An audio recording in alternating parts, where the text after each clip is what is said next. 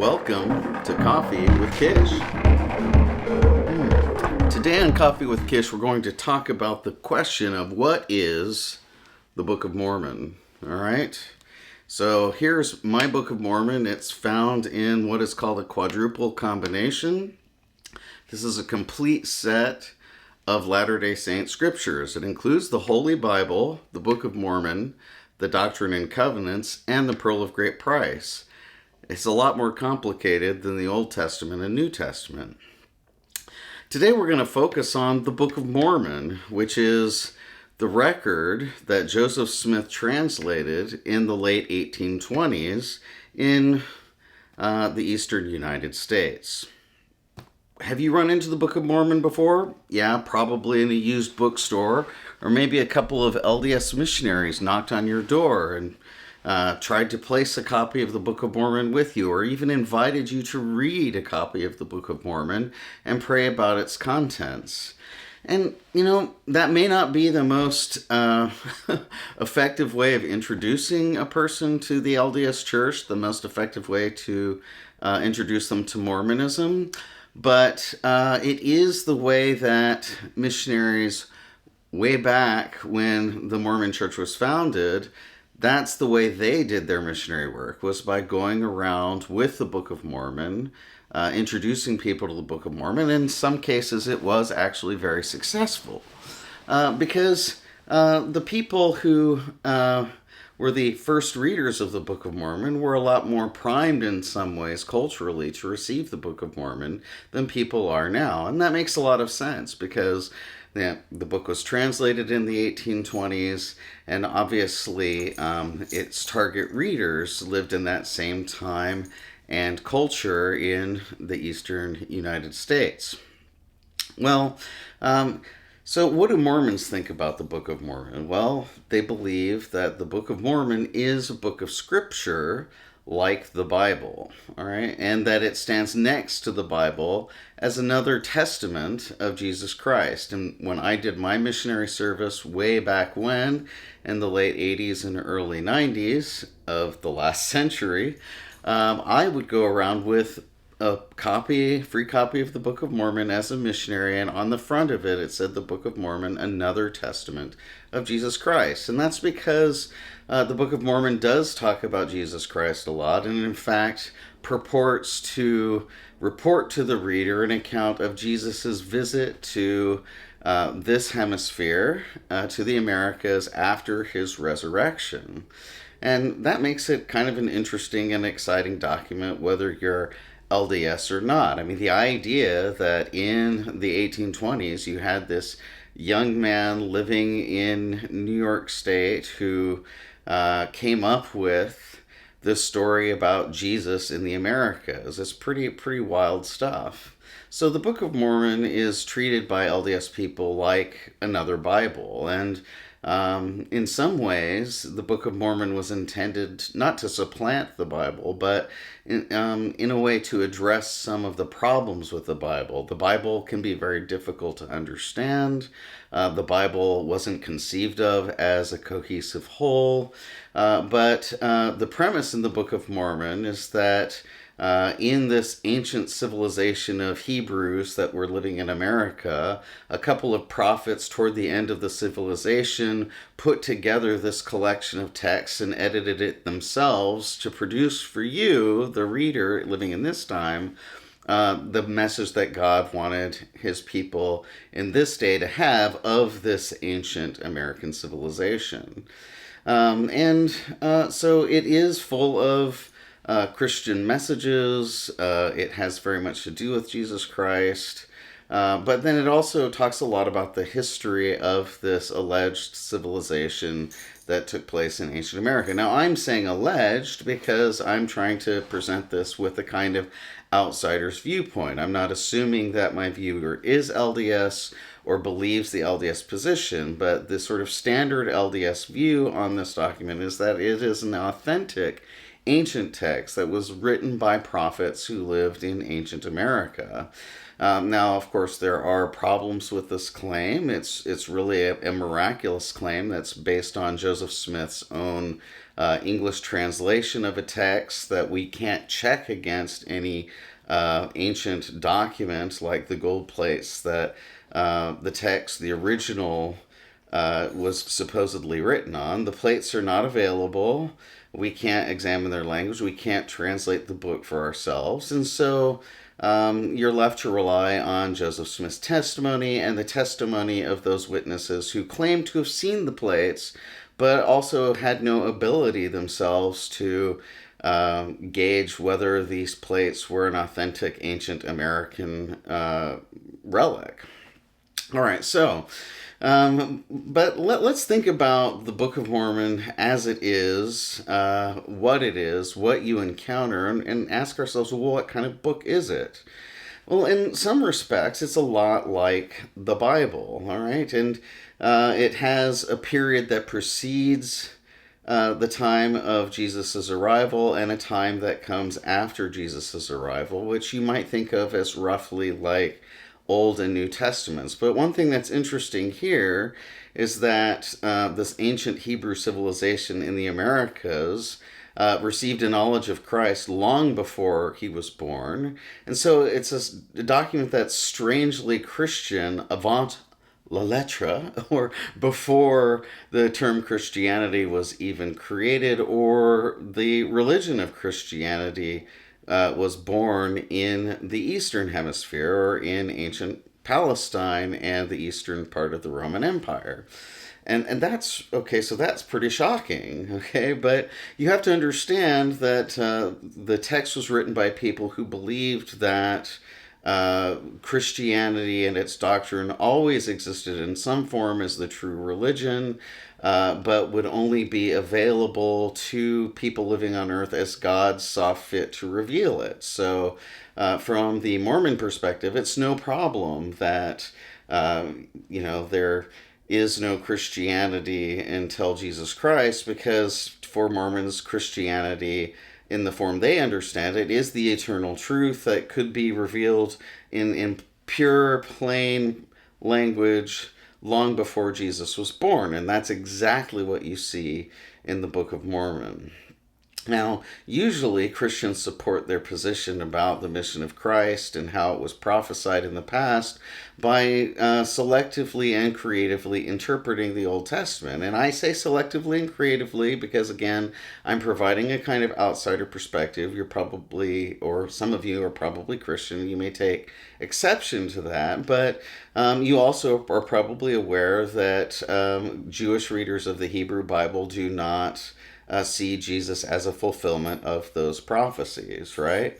Well, interestingly, the Book of Mormon is backing up the Christian position on this by just flat out saying, okay, these ancient prophets who lived before Jesus really knew very specific things about Jesus through revelation. And so it's supporting that Christian perspective on the truth. And another interesting thing about the Book of Mormon is in its, life of Christ period, what you might think of as corresponding to an Old Testament, it is actually quoting at length the prophecies of Isaiah, but then interpreting them for you from a very Christian perspective. And so it's putting the prophetic stamp of approval on Christian interpretation of Hebrew Bible scripture and prophecy by just saying, okay, here's a prophet who lived before Christ, who read Isaiah, and who interpreted it properly. And so again, backing up the sort of Christian position on the Hebrew Bible. Okay, so the Book of Mormon quotes the Bible. It kind of looks like a Bible. It has different books that are written by various supposed authors. And it has a kind of apocalyptic ending, just like the Bible ends with the book Revelation, which is about the end times. The Book of Mormon ends with a sort of apocalyptic scenario in which the civilization, the Hebrew civilization in America, just basically collapses in brutality and warfare leading to the final prophet of the book, a man by the name of Moroni, to, guided by God, bury the plates on which the Book of Mormon was put together so that Joseph Smith could find them, centuries later through the help of revelation and an angel. And so that's kind of the Book of Mormon is as a book of scripture. It has a ministry of Jesus, just like the New Testament has a ministry of Jesus. It has the Beatitudes in it. It has letters, doctrinal letters, almost like the letters of Paul that are written by prophets like Moroni. And so you can see how the book kind of presupposes its reader's knowledge of the King James Bible, and it also kind of imitates the King James Bible roughly in its language. There's a lot of deliberate archaisms and old-timey sounding language that would have even sounded odd in Joseph Smith's day. Recent LDS apologists have compared it to early modern English. And that kind of makes sense because, if it's imitating the King James Bible was translated in the early modern period. And it's following, by the way, in a kind of fad of biblical style language books that were written roughly in the era that Joseph Smith lived. There was a biblical style retelling of the War of 1812, for example. And, critics of the Book of Mormon have brought this up and have said, of course, this kind of shows you that, Joseph Smith was capable of doing this because, look, other people are producing books that sound like the Bible at about the same time, so there's nothing that unusual here. But of course, from the LDS perspective, if you've read the book, you've prayed about it, you have a testimony of its truth, all of these things don't really matter to you. All right, so let's now widen our consideration of the Book of Mormon as a text and see how it might be more like perhaps other genres aside from the Bible. If one could consider the Bible a single genre, which I don't, but clearly, the Book of Mormon translator Joseph Smith probably would have seen it as sort of a companion to the Bible, very much like the Bible. Well, I would like to put forward the argument here, and I'm not the first to do it, but I have my own perspective as someone who studies the ancient world. I'd like to put forward the case that the Book of Mormon is a Christian epic. All right, so you may not be aware of this, but thanks to the triumph of Christianity in an empire, a Roman Empire that was dominated by classical culture and the great epics of Homer and Vergil, Christianity came into a world with these long epic poems. They're usually adventures, travels, battles. And here I'm thinking specifically about, for example, Homer's Odyssey, where we get Homer's homeward journey from the war at Troy, where the city of Troy was sacked by the Greeks, back home to his home kingdom of Ithaca.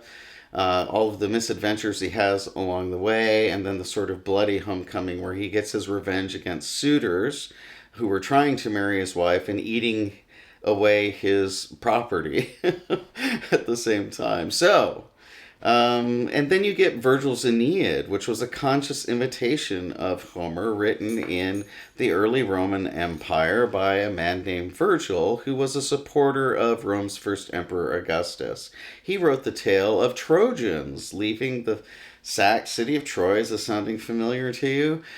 Going west, just like Odysseus went west back to Greece, but Aeneas overshoots Greece and lands in Italy and starts a civilization by mixing with the indigenous people, the Latins and Etruscans, etc., and founding a new civilization that will eventually appear as the Roman civilization. And it prophesies, the work prophesies of Rome, prophesies of the arrival of Augustus on the scene. And so it takes advantage of ex eventu prophecy, so prophecy after the event happened, that purports to be written much earlier than the event happened in order to make it look like the regime of Augustus in the early Roman Empire was fated to be, and that Augustus is like a fulfillment of the promise of Aeneas's new foundation of a new Troy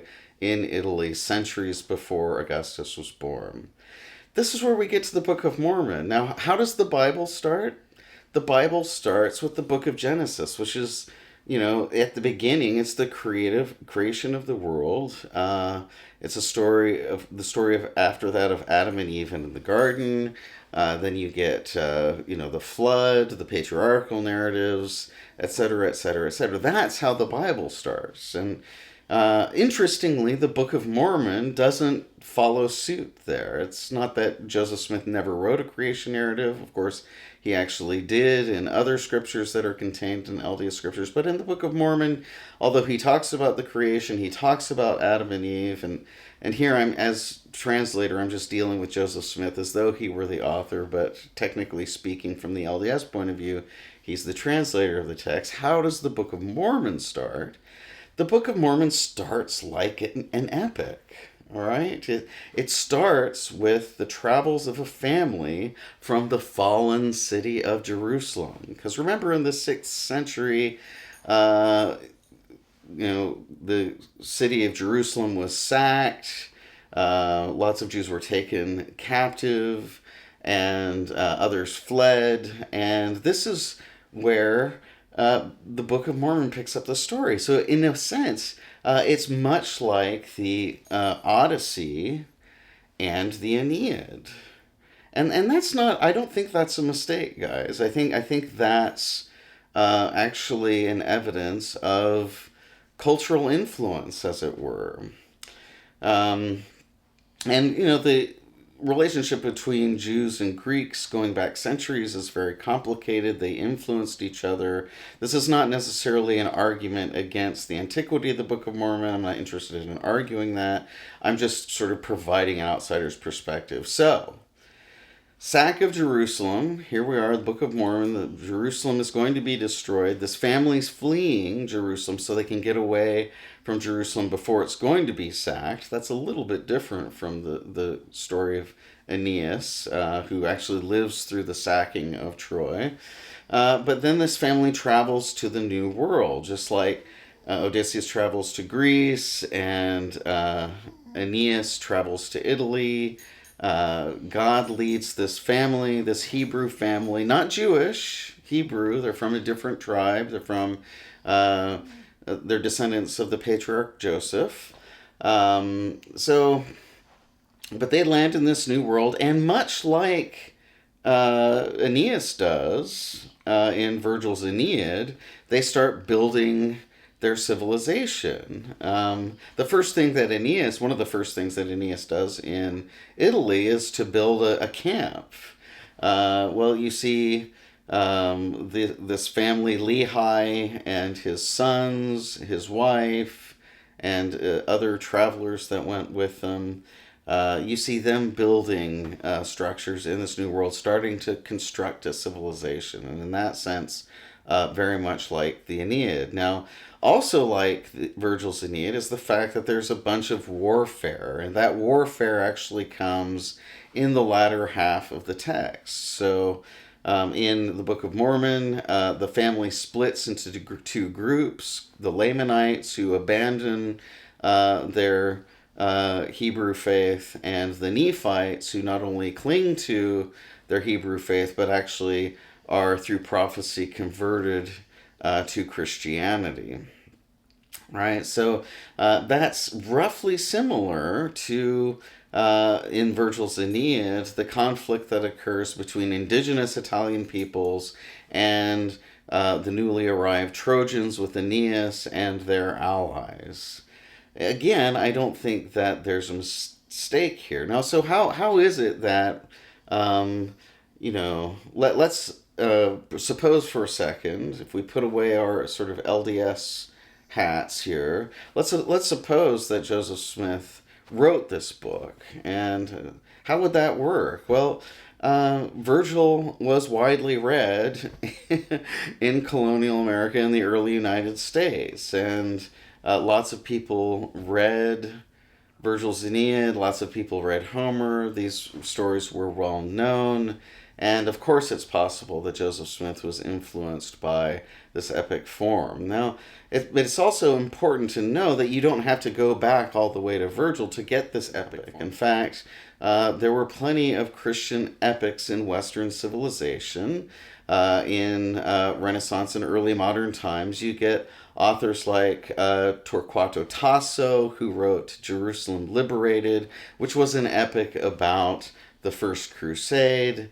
You also get Comoinches Lusiads, which was about a journey to find a passage to India for trade.